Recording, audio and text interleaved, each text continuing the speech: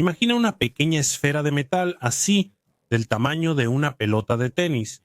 Una esfera que parecía inofensiva, guardada en una caja de metal dentro de un laboratorio. Pero esa esfera tenía dentro de sí la capacidad de liberar suficiente energía como para destruir una ciudad entera. Ese era el núcleo de plutonio de una bomba atómica, un núcleo que se hizo conocido como el Demon Core, o el núcleo del demonio. Fue construido en 1945, justo después de los bombardeos de Hiroshima y Nagasaki. Se suponía que iba a ser usado como una tercera bomba atómica sobre Japón, pero Japón se rindió antes y el núcleo permaneció en Los Álamos. Usado en experimentos de criticidad, pruebas para entender qué tan cerca se puede llegar a una masa crítica sin una explosión nuclear. Estos experimentos, realizados de forma manual, con bloques de metal e incluso un desarmador, terminaron provocando dos tragedias. Dos científicos jóvenes y brillantes murieron después de estar expuestos a dosis fatales de radiación. El núcleo demoníaco nunca explotó en combate, pero sí mató. Esta es la historia del núcleo demoníaco, la esfera mortal del Proyecto Manhattan.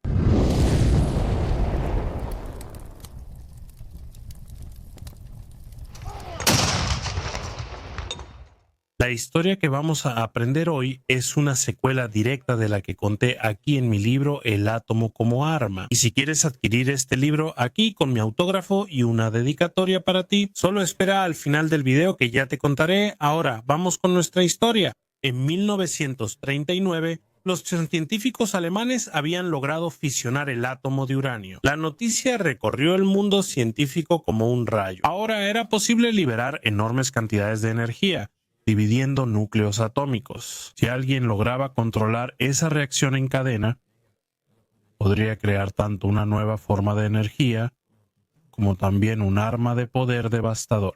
En Estados Unidos, los físicos refugiados de Europa, Alberto Einstein y Leo Szilard, alertaron al gobierno estadounidense que Alemania podría estar desarrollando una bomba atómica. Y entonces, el presidente Franklin Roosevelt autorizó los primeros pasos de lo que se convertiría en el Proyecto Manhattan, un esfuerzo gigantesco para construir esta arma antes de que los nazis la consiguieran. El Proyecto Manhattan involucró a más de 120,000 personas en decenas de instalaciones secretas. En Oak Ridge, Tennessee, se construyó una ciudad entera para enriquecer uranio. En Hanford, en el estado de Washington, reactores nucleares fabricaban plutonio. Y en Los Álamos, en Nuevo México, estaba el laboratorio central donde los mejores científicos del mundo, bajo el liderazgo de Roberto Oppenheimer, diseñaban y ensamblaban las bombas. Había dos líneas paralelas de investigación. La primera de ellas era una bomba de uranio 235 más simple, llamada Gun Type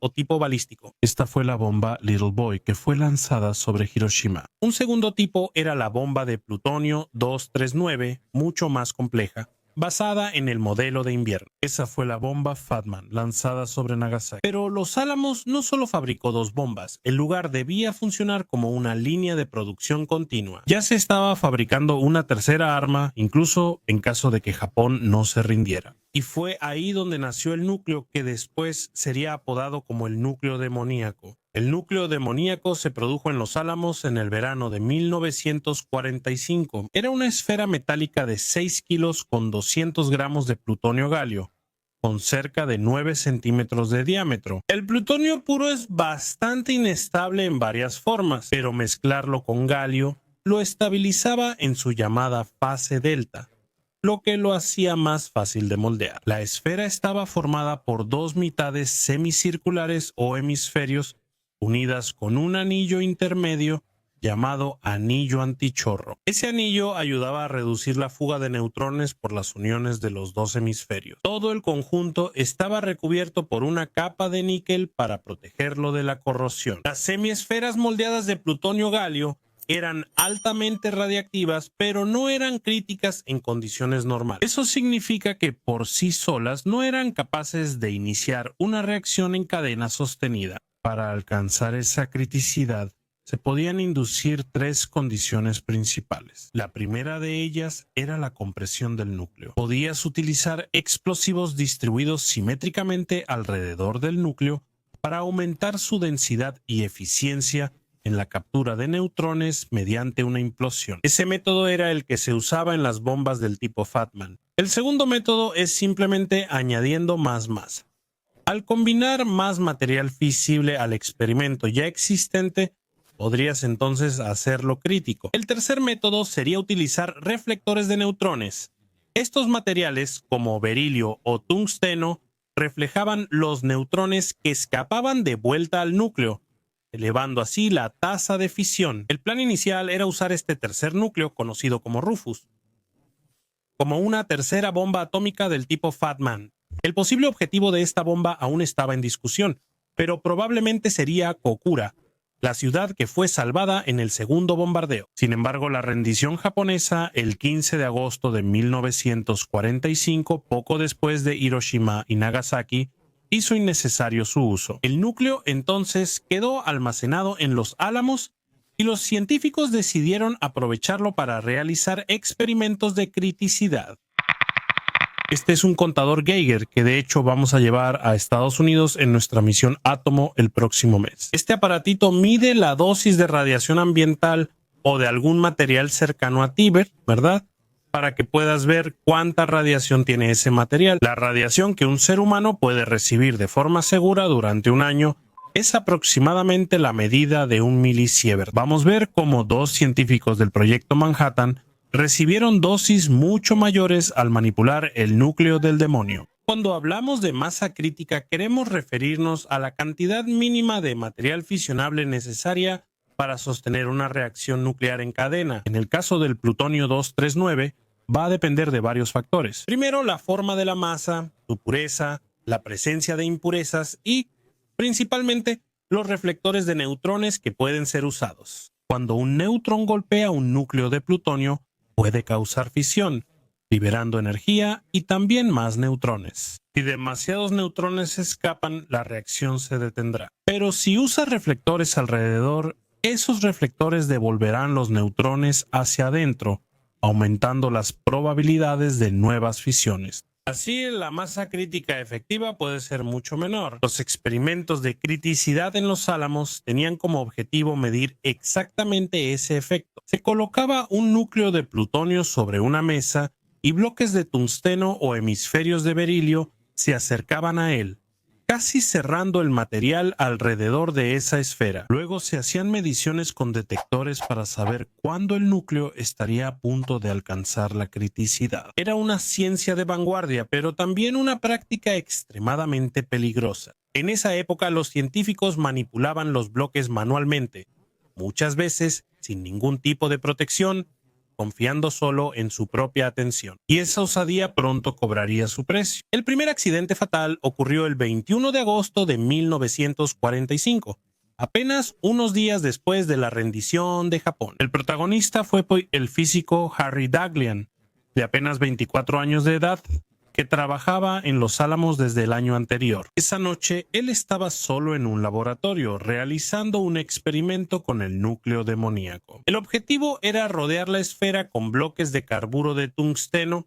un reflector muy eficiente, y medir cómo cambiaba la tasa de neutrones a medida que iba añadiendo los bloques. Ese trabajo era muy delicado, y cada bloque acercaba el núcleo a las condiciones críticas. Daghlian medía cuidadosamente las cuentas con los detectores que tenía en la mesa. Pero en un momento de descuido, al intentar posicionar otro bloque, la pieza se le resbaló de la mano y cayó directamente sobre el arreglo. Ese simple movimiento cerró la configuración y llevó al núcleo a volverse supercrítico por un instante. Un destello azul muy fuerte iluminó toda la sala, resultado de la ionización del aire por la intensa radiación. Daghlian notó el error de inmediato e intentó quitar el bloque con la mano. Incluso logró interrumpir la reacción, pero ya había recibido una dosis masiva de radiación. Se estima que Daghlian recibió entre 200 y 300 rads de neutrones y cerca de 100 rads de radiación gamma. Eso es el equivalente a lo que un ser humano debería absorber de manera segura en 3000 años. Daghlian sintió náuseas casi de inmediato. Fue hospitalizado, pero el daño en ese momento ya era irreversible. Durante los días siguientes aparecieron varias quemaduras graves en su cuerpo.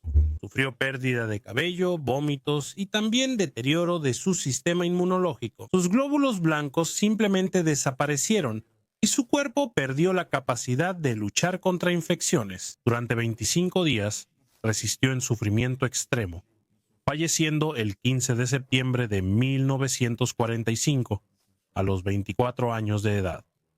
Harry Dalian se convirtió en la primera víctima del núcleo del demonio. Roberto Dalian, un policía militar en la sala con él, también recibió una alta dosis de radiación. Se enfermó, pero no murió de inmediato. Aún así, vivió el resto de su vida con secuelas de la exposición y terminó muriendo a los 62 años de edad, víctima de leucemia. El accidente de Dalian debió ser una advertencia, pero menos de un año después, otro físico repitió la tragedia. El 21 de mayo de 1946 ocurrió el segundo accidente con el núcleo demoníaco. El protagonista esta vez fue el físico Luis Alejandro Slotin, canadiense de 35 años de edad. Slotin era un científico talentoso, pero también muy atrevido.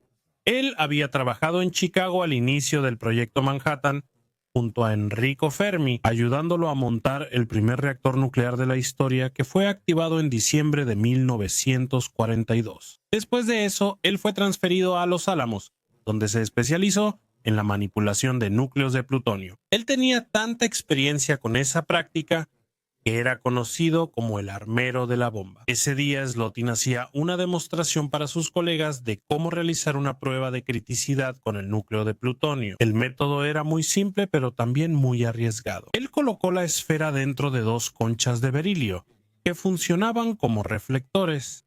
Las dos mitades se acercaban manualmente y, para evitar que se cerraran completamente, Slotin estaba usando un desarmador mantenido entre los dos hemisferios. Era una técnica llamada informalmente hacerle cosquillas a la cola del dragón.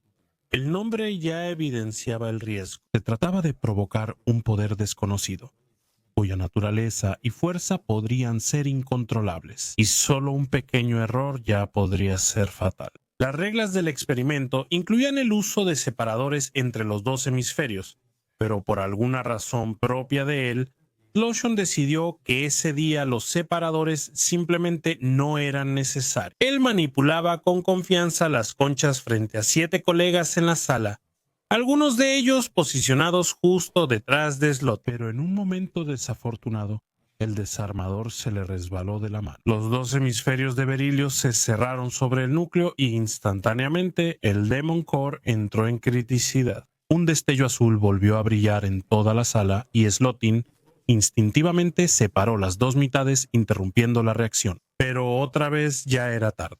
Él había recibido una dosis enorme de radiación, algo así como 1000 rads de neutrones y más de 100 rads de rayos gamma en menos de un segundo. Eso es el equivalente a lo que un ser humano debería recibir de manera segura en 10.000 años. Y fue la mayor dosis aguda de radiación registrada en un ser humano hasta ese momento. Slotin sintió calor y náuseas, se volvió hacia sus colegas y dijo: «Estoy muerto».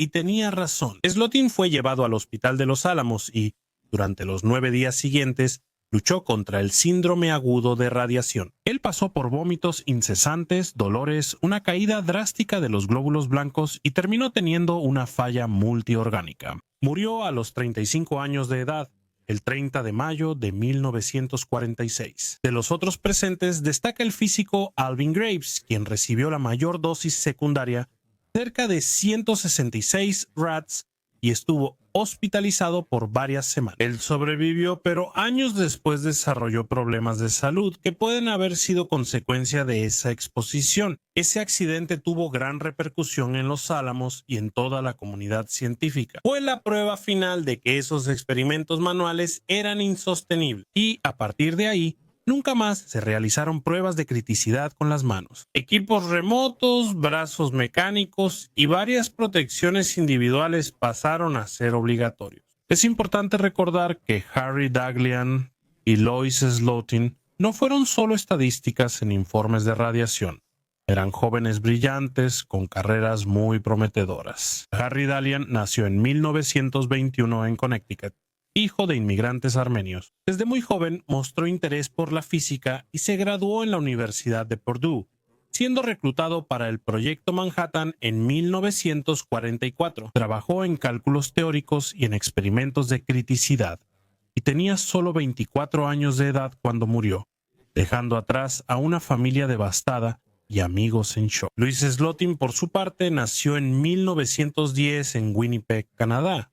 Era hijo de inmigrantes ucranianos y se graduó en química haciendo su doctorado en Londres. Slotin también trabajó en el famoso laboratorio Cavendish de la Universidad de Cambridge en el Reino Unido, y en Chicago participó en el equipo que construyó la primera pila atómica de la historia, el primer reactor de Fermi, la primera reacción en cadena controlada, en diciembre de 1942. Era reconocido por su destreza manual con los equipos y una valentía absurda al manejar materiales radiactivos, pero esa valentía rozaba la imprudencia. Después de su muerte, fue recordado como un héroe por proteger a sus compañeros en la sala, pero también fue criticado por exponerse a riesgos innecesariamente. Ambos se convirtieron involuntariamente en símbolos de los peligros de la ciencia nuclear. Después de la muerte de Slotin, quedó claro que el núcleo del demonio ya no podría ser usado en experimentos de rutina. Esa ojiva estaba programada para ser utilizada en pruebas nucleares de la Operación Crossroads,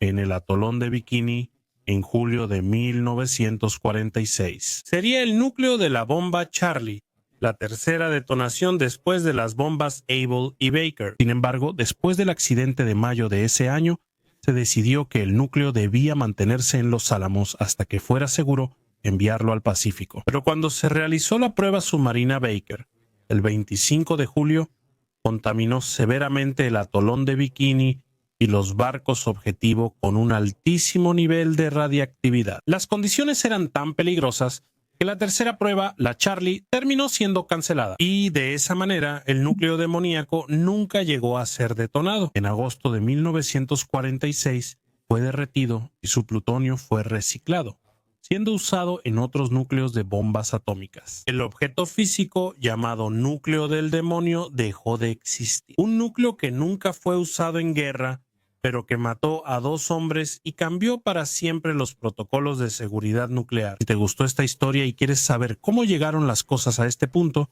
solo tienes que leer mi libro, El átomo como arma, una breve historia del desarrollo y uso de las bombas atómicas. En este libro vas a entender en un lenguaje simple, didáctico y bastante directo, como ya estás acostumbrado aquí en la sala de guerra, cómo es que la ciencia nuclear de principios del siglo XX se transformó en las bombas atómicas en la Segunda Guerra Mundial, que terminaron por poner fin al conflicto. Y si tienes interés en adquirir tu ejemplar firmado, autografiado, con la dedicatoria, ¿verdad?, por mí, solo envía un correo a saladeguerra@gmail.com con tu dirección y código postal, porque voy a calcular el envío para que puedas recibir el libro ahí en tu domicilio, ¿de acuerdo? Así que apúrate para asegurar el tuyo. Si te gustó este video, compártelo con tus amigos, pero también danos un like. No olvides suscribirte a la Sala de Guerra para no perderte nada más. Yo me despido por ahora. Te agradezco nuevamente por tu audiencia y un fuerte abrazo de la Sala de Guerra.